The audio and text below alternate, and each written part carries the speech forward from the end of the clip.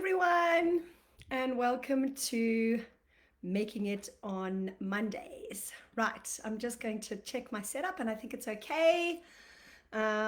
Looks like it's all working fine, which is always a good sign. All right, so welcome to Making It on Mondays. This is a weekly workshop for mums in the making. Now, Making It on Mondays is brought to you by the Acupuncture Pregnancy Clinic, which is an integrative traditional Chinese medicine clinic and an acupuncture clinic, which is dedicated to reproductive health, to IVF support, and to pregnancy care. Now, these weekly sessions are designed to help and support those on their fertility journey and are all about empowering women who are trying to conceive, and women on their fertility journey. And we are all about providing weekly workshops with relevant and research-based resources.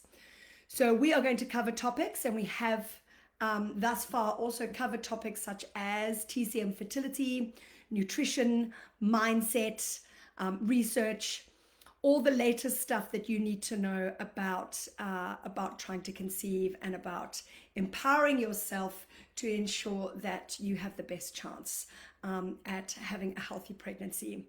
Now, we're also going to provide tips from the experts inside and outside of our clinic. So we're often interviewing people from outside of our clinic and from inside our clinic. And you can listen live or you can watch the recording. So today I am your host. And for those of you who don't know me, my name is Louise Jeffrey. I'm a traditional Chinese medicine practitioner, an acupuncturist and a coach. And I've been in practice helping couples trying to conceive since 2010. All right, so today we're going to talk about the unconscious mind, and we're going to talk about, can the unconscious mind impact our fertility? And then I'm going to share a few tips on how to start creating a fertile mind. So we're going to spend about 10 or 20 minutes together today, and please feel free to let me know if you have any questions along the way. I'd also love for you to let me know in the comments box, if anything that I share here today resonates with you. And if you're on live today, please let me know. I'll see if I can just double check if anyone's on with me. Yes, we got a couple of people on. Hi guys.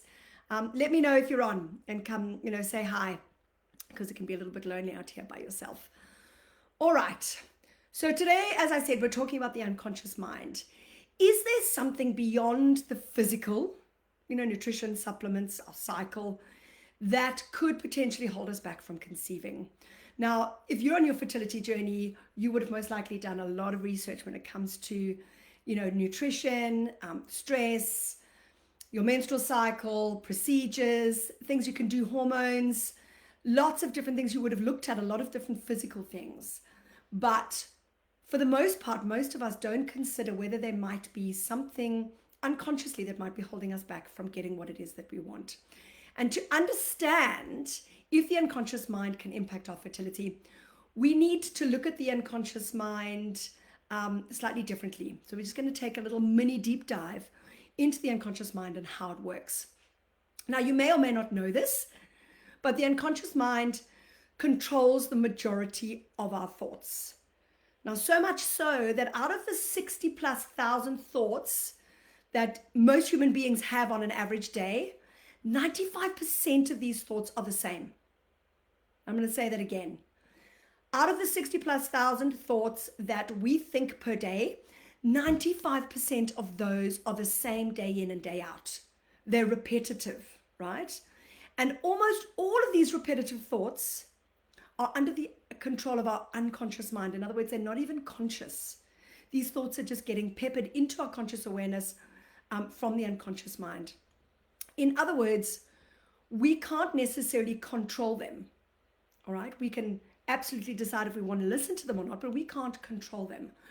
So what that means is our unconscious mind carries a lot more power than I think we give it credit for, right? A lot more power in determining what we think. Does that make sense? Now, basically, it's the thoughts that are under our unconscious control that take up the majority of our mental bandwidth, right? So if those thoughts are not helpful or positive, but they're negative, they can actually have a detrimental effect on our well-being. Yes? So if we're constantly thinking, I'm never going to have a baby, there's no way I'm going to be able to conceive, I wonder how that is impacting our body. That's the first thing I want to think about, right? and how it's impacting, allowing our body to open up to the possibility of trying to conceive. Yeah. Now, the other thing to know here is that these unconscious thoughts and beliefs and the memories that we have, right, are in fact not stored in the brain, they're stored in the body at a cellular level. In other words, our most predominant thoughts and the memories of our past experiences and our beliefs are stored in our body's cells. So it would make sense then, right, that our thoughts can influence our body. Yes? Yeah? Now, even though mainstream contemporary science and general healthcare practices tend to treat the mind and the body as separate entities, right? I think you'll agree with me there. But there's actually increasing research and evidence-based practices to support the notion of a biodirectional relationship between the body and the mind, right? So according to modern brain science, the conscious mind accepts only 7 to 10 bits of information each moment, right? Whilst the unconscious mind absorbs millions of pieces of information simultaneously. So like I said earlier, even though we can't always easily remember things, memories, thoughts, whatever they may be, right? The unconscious mind stores away every event that happens to us. Now, the unconscious is designed to protect us. That's why it's there. It's designed so that we don't have to think all the time. We don't want to have to think and concentrate 100% every single time we're riding a bike because we've learned to do it.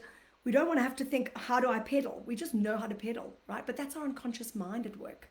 But the unconscious mind is really designed, one of its major functions is to protect us and to keep us safe. Now, because it has no ability to think critically, the unconscious mind, right? It's autopilot. So unlike the conscious mind, it has no ability to think critically. And because of how much it's processing at one time, it prefers the path of least resistance, right? And as a result of this, the unconscious mind can sometimes work against our best intentions and efforts. So even when it's something we desperately want, like having a baby, right? The unconscious mind can actually work to sabotage things. So for example, so many women spend a significant proportion of their lives trying not to get pregnant, right? And then we ask it to completely switch around. The unconscious mind has generally accepted this desire, right? That we don't want to get pregnant. And it's embedded the belief in our unconscious mind and has done so for so long that it takes time for us to switch gears. Yeah, does that make sense? So that's only one aspect of what can happen. We're going to talk about a few more. Now, according to research, there are actually several unconscious blocks that can impede our fertility. For example, we know that past sexual abuse or trauma can wreak havoc with our emotional well-being and impact our fertility. And sometimes there's actually a block or a limiting belief that can block us from falling pregnant because the unconscious mind may feel that it's safer not to conceive, right? Now, because these past events or beliefs are highly emotional, the thoughts or feelings that are attached to them, like guilt or shame or not feeling good enough, right? Whether they're true or legitimate or not, right? It doesn't matter. It just means the subconscious mind will do whatever it takes to live out that belief and to avoid the pain, right? And since the unconscious mind can't tell the difference between what is real or what is imagined, hi Kath, hi Lisa, right? These emotions and these thoughts and these beliefs can hold us back from getting what we want. Am I making sense? I hope so. So if I am, let me know in the comments box. So let me ask you this. Is there any part of you that feels there may be something other than the physical that might be contributing to you not conceiving, right? Are there any past hurts? Are there any traumas? Or perhaps there's some limiting beliefs. Perhaps there's some fear involved, right? In you falling pregnant or having a baby or having a family, right? And that's something that might well be significant for you. So I'm going to share with you a story of one of my clients. We'll call her Janet. Now, Janet was in her late 30s, and she came to the clinic because she'd been trying to fall pregnant for about 4 years. But even with IVF, she hadn't been successful. Now, her partner's sperm was good, and she had had all the tests and investigations, but her fertility was unexplained. And this was so frustrating for her because there was nothing that she felt she could do to fix the problem, right? Because there was no evident problem to address. Now, I know how hard it is to be putting everything you've got into trying to conceive and to spend hours and days researching and to leave no stone unturned, only to come up with nothing, right? It can really be quite soul destroying, and it can be incredibly tough on our relationships and on our body. So Janet was a counseling client of mine. Janet and I spent some time exploring, and what she told me was that her mother had passed away when she was an early teen, and her mother's illness and the lead up to her passing was really very traumatic for both Janet and her mother. And she remembered that back then she had decided that being a mother was not worth it because of the potential pain of loss, right? That might occur on both sides. So her unconscious mind had created this belief to try and keep her safe. And the belief was something like, don't become a parent, and then you'll never have to go through that pain again, or you'll never have to impart that pain to your child. So can you see how that the unconscious mind can hold us back? How strong it actually is, right? So I hope that that has made sense to you. I've given you just a little bit of an insight into the unconscious mind and how it works. It's not that we purposefully are trying not to fall pregnant, but there can well be something, a belief or a fear or something that's holding us back.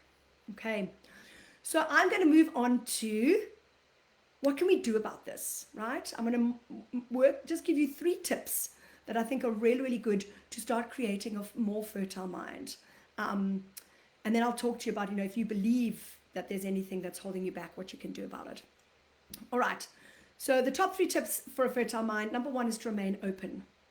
For so many people on this journey, they're looking for information, right, to help them conceive. And I might have shared some concepts with you today that may or may not have resonated with you. But all I'm suggesting is that you remain open to concepts and new ideas. And you start to become curious about you and what might be holding you back if you think that there is something. And what might happen is that you may just stumble, right, upon something that's quite significant for you, right? This journey can feel so disempowering. It can feel like life is happening to us, right? Like we have no control over it. But what remaining open and curious does is that it helps you to consider things that you may not have considered before that can be really, really helpful. And then tip number 2 for a fertile mind, and this is the biggest thing, and I talk to people about this all the time, use visualization and affirmation. Now, you may or may not know this, but visualization and affirmation are incredibly powerful tools in helping us to get what we want. Why?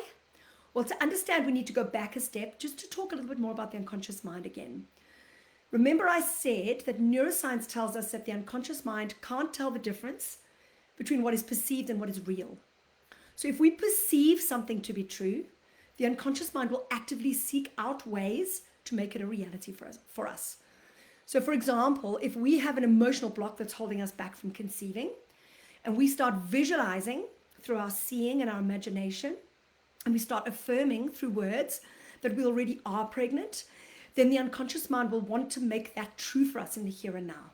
So it will seek out ways to make that true and to bring our attention to opportunities and to avenues that will help us achieve what we want. Does that make sense? Or if you speak to any of these successful sports people throughout the world, 99% of them use some form of visualization and affirmation, right? To help them with their success. So my question to you is, if you're trying to conceive, are you able to see yourself pregnant, right? Or with a baby in your arms? And if you are, then spend as much time as you can visualizing this and feeling how happy it makes you feel, right? And if you can't, then spend some time working out how to start doing it. Because the more we do it, right, the more we visualize and the more we feel the joy, the stronger it becomes. Remember, the currency of the unconscious mind is the emotions.